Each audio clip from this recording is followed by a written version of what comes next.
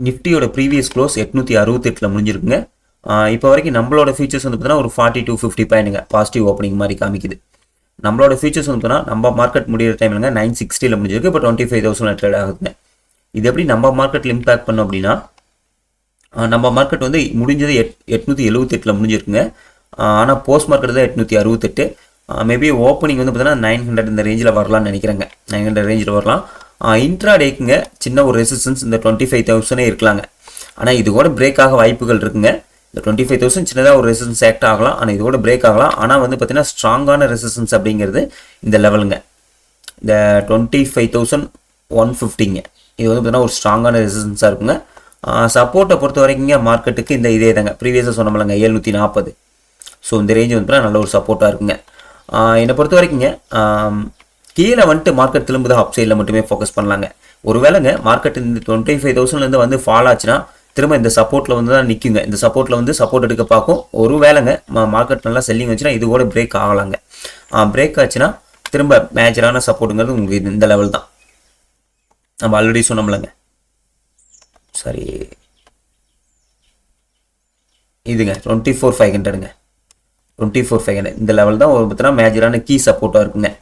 So என்னை பொறுத்த வரைக்கும் நிஃப்டியோட வியூ என்னென்னா நல்லா மேலே போயிட்டுருக்குங்க.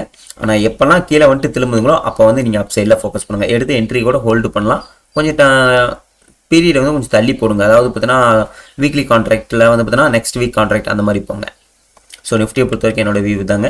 நெக்ஸ்ட்டு வந்து பார்த்தீங்கன்னா பேங்க் நிஃப்டிங்க. பேங்க் நிஃப்டியை பொறுத்த வரைக்குங்க இன்ட்ராடே ரெசிஸ்டன்ஸ் அப்படிங்கிறது இந்த லெவல் ஆக்ட் ஆகிட்டு இருக்குங்க.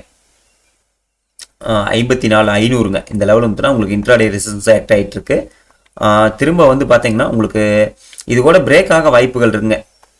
இந்த லெவல் கூட பிரேக் ஆக வாய்ப்புகள் இருக்குது. ஆனால் இந்த லெவல் பிரேக் ஆனாலுங்க உங்களுக்கு வந்து பார்த்தீங்கன்னா நெக்ஸ்ட்டு ரெசிஸ்டன்ஸ் ஸ்ட்ராங்கானது வந்துன்னா இதுங்க 55,250ங்க. இந்த லெவல் ஸ்ட்ராங்கான ரெசிஸ்டன்ஸாக இருங்க. சப்போர்ட்டை பொறுத்த வரைக்கும் இதாங்க மேஜராக இந்த லோ பாயிண்ட் தான். நம்ம ஆல்ரெடி சொன்னோம்லங்க 53,500. ஸோ இது வந்து சப்போர்ட்டாக இருக்குது. பேங்க் நிஃப்டியே அது என்னோட வியூ தாங்க. கீழே வந்துட்டு திரும்புதா கன்ஃபர்மேஷன் கிடைக்குதா அப்படிங்கிறப்ப நீங்கள் அப் சைடில் மட்டுமே ஃபோக்கஸ் பண்ணுங்கள். ஏன்னா இது மந்த்லி எக்ஸ்பெரி தான். ஸோ பேங்க் நிஃப்டியை பொறுத்த வரைக்கும் என்னோட வியூ தாங்க. நெக்ஸ்ட்டு வந்து பார்த்தீங்கன்னா மிட் கேஃப்ங்க. மிட் கேஃபுக்கு ரெசிஸ்டன்ஸ் வந்து பார்த்தீங்கன்னா இந்த லெவல் தாங்க 13,050ங்க. ஸோ இதுதான் வந்து பார்த்தீங்கன்னா மிட் கேஃப்க்கு ஓரளவுக்கு நல்ல ஸ்ட்ராங்கான ரெசிஸ்டன்ஸாக இருக்கும். சப்போர்ட்டை பொறுத்த வரைக்குங்க உங்களுக்கு இந்த லெவல் ஒரு நல்ல ஒரு சப்போர்ட்டாக ஆக்ட் ஆகுங்க. 12,750ங்க ஆக்ட் ஆகும். ஆனால் இங்கேருந்து செல்லிங் ட்ரிகர் ஆச்சுன்னா மிட் கேஃப் இதை உடைக்க வாய்ப்புகள் இருக்குங்க. அப்படி உடைச்சிச்சுன்னா உங்களுக்கு திரும்ப அதோட சப்போர்ட்டுங்கிறது இந்த லெவல் தான் கேளுங்க 12,450ங்க.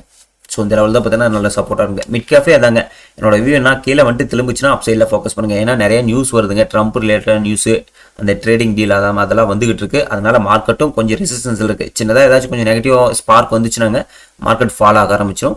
ஸோ நம்ம ஃபியூச்சர்ஸ் வந்து ஃபால் ஆக ஆரம்பிச்சிடும். அப்போ நம்மளுக்கு கேப் டவுனில் ஓப்பன் பண்ணி நல்ல ஒரு பையிங் கூட வரலாங்க.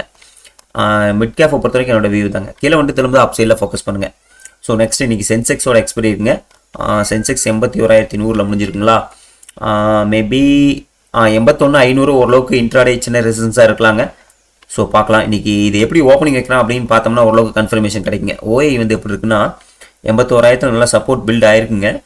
இருந்தாலுங்க மார்க்கெட் மேலேருந்து செல்லிங் ட்ரிகர் ஆச்சுன்னு வச்சுக்கோங்க. இந்த 81,500லாம் வந்து பார்த்தீங்கன்னா உங்களுக்கு ரெசிஸ்டன்ஸாக ஓஐ பில்ட் ஆக ஆரம்பிச்சிடும். கால் ரேடியஸ் ஆல்ரெடி இருக்கானுங்க. இங்கே பாருங்கள் இதிலே இருக்கானுங்க 81,000 இருக்கானுங்க. சின்னதாக கேப் அப்பில் ஓப்பன் பண்ணிங்க மார்க்கெட் அங்கேருந்து செல்லிங் ட்ரிகர் ஆச்சுன்னா இந்த 81,500 81 இது ரெண்டுலேயுமே வந்து பார்த்தீங்கன்னா கால் ரேடியஸ் அதிகமாகிடுவானுங்க. அப்படிங்கிறப்ப வந்து பார்த்தீங்கன்னா இன்றைக்கி கொஞ்சம் எப்படி ஓப்பன் வைக்கிறான் அப்படின்னு பார்த்துக்கிட்டு தான் நம்ம சென்செக்ஸில் என்ட்ரி எடுக்கணும்.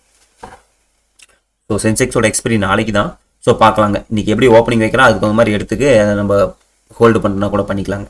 சரிங்க, நான் லைவ் வரேன். லைவில் என்னென்னு பார்க்கலாங்க. தேங்க்யூ.